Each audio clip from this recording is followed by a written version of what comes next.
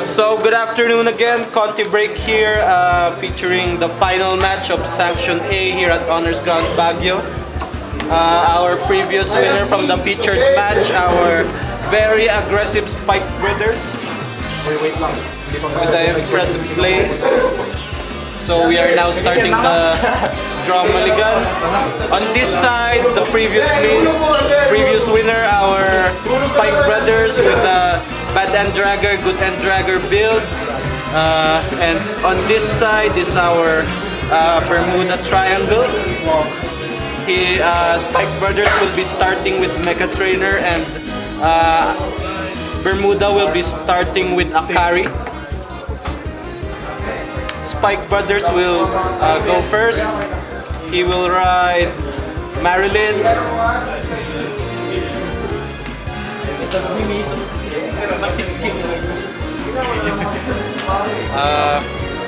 PG to PG. He will ride Dudley Douglas.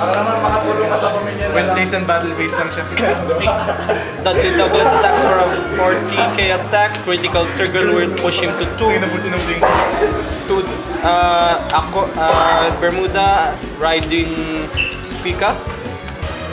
9k attack. Reina card. Power to the Vanguard will ensure 1 to pass, but Spike plays safe.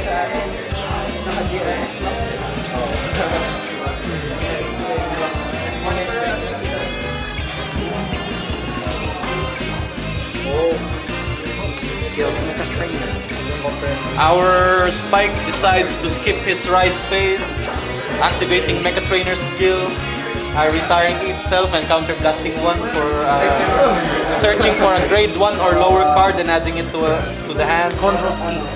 He will add Machine Gun Gloria. Machine Gun Gloria will be put at the back. Medical Manager, Soul Charging. 16k attack, 1 to pass, will not pass. 12k attack to the side. After boosting, we'll put that draw trigger at the bottom and drawing 1 card.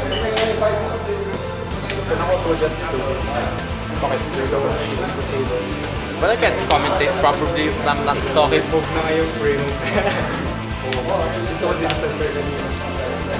So yeah, Bermuda attacks, attacking and attacking again. So that Riviere will not be attacking, leaving Spike at 3 damage. Hard stride from our Spike, discarding 2 grade 2s. He will stride as the Flash. The Flash and Batman, Flash Bruce, 2 grade 3s, 1 Dudley Douglas, activating Flash Bruce skill, calling 1 card, calling Dudley Mason to the side, give me +5 or +2? +5. Taking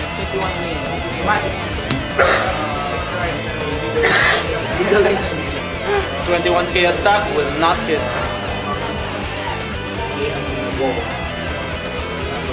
Machine Gun Gloria will activate.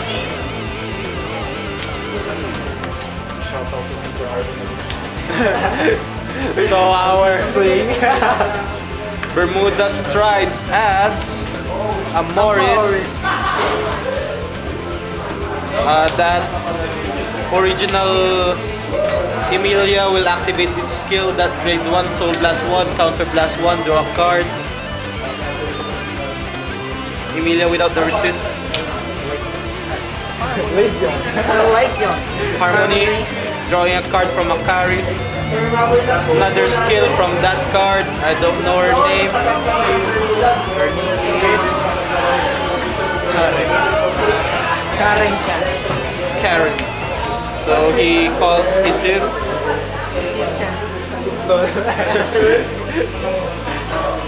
We'll call down that Troy's. Call down that original Emilia again. 15k attack. 26k attack. He will let that hit. Critical trigger. One more to end the game. No. Adelaide says no. Our mistress shows herself again. 10k guard. He is now at limit break. What will our Spike Brothers do? He will stride with Bad and Dragger. He will stride as Good and Dragger.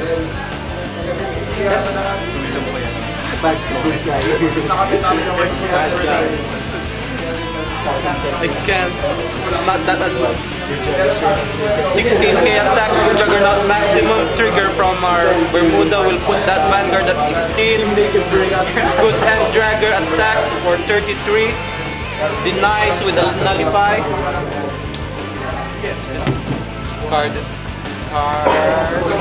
Twice. How to read?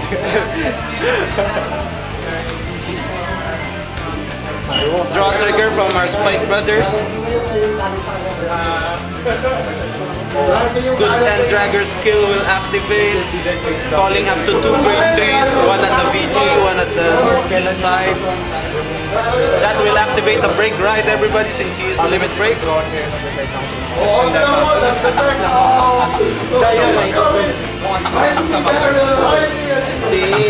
Napago pa mag-draw ng type. 26k attack for 1 damage. Intil, draw trigger will give that power to Intil. I mean the Vanguard. 26k attack. 15k guard. Activating Machine Gun Glorious skill. Drawing a card. Our Bermuda now begins its turn. He will ride Troyes, activating Itil's skill, giving it +10. Upon Legion, Riviere will also go to the Vanguard circle, giving it another +10. That Itil now has +20, 20 plus power. He is now 28 alone. I 38 alone. At 28 alone. Troy's attacks not boosted for 21.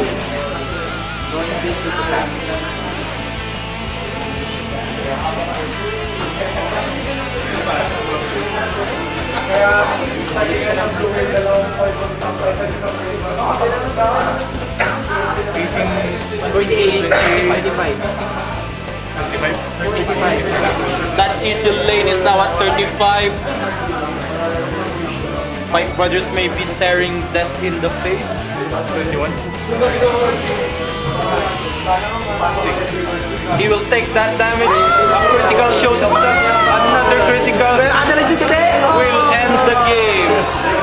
So congratulations to our Bermuda and very hard fight from our Spike as well. Nice game from both.